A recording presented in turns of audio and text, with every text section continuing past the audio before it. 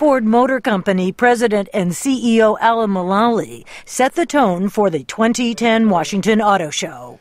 I'm Alan. I'm from Ford, and I'm ready to take care of your car needs.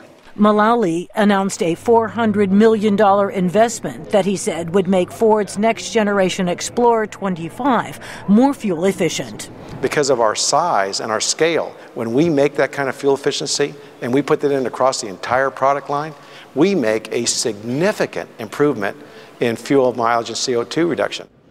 Ford is coming off its first profitable year since 2005.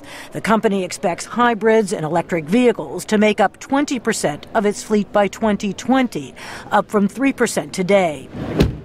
That interests Cynthia Smith from Potomac, Maryland. I would like to support some sort of alternate energy option.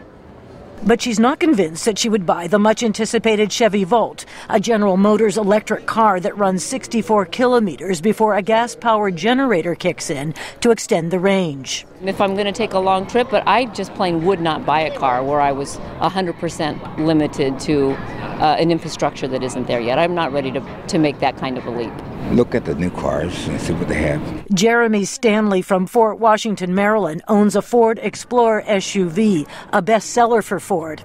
He admits it's a gas guzzler, but he says it's still a good vehicle. I've never had any problems with it. It's never broken down on me. It's four-wheel drive. I like to fish. It takes my equipment. And it meets my needs. It's a good car on the road. Ron Kogan is editor and publisher of the Green Car Journal. He says buyers are well advised to keep their options open as automakers head down the road to a cleaner, more energy-efficient future. As much as I'm a believer in electric drive and battery electric cars, that's not the exclusive technology. To ignore clean diesel when you can make such an important change in how much fuel we use right now, that would be at our peril. Ann Mesnikoff with the Sierra Club Environmental Group says she's encouraged by the new hybrids and electric vehicles. But she says automakers must continue to innovate to reduce climate-changing emissions. Beyond having an electric car, we need to really see what the industry can do with their trucks. We need to see a lot of change in those gas-guzzling vehicles. Mesnikoff adds that while new fuel economy standards will be required across the industry in 2016, pressure must be kept on automakers now to further reduce polluting emissions.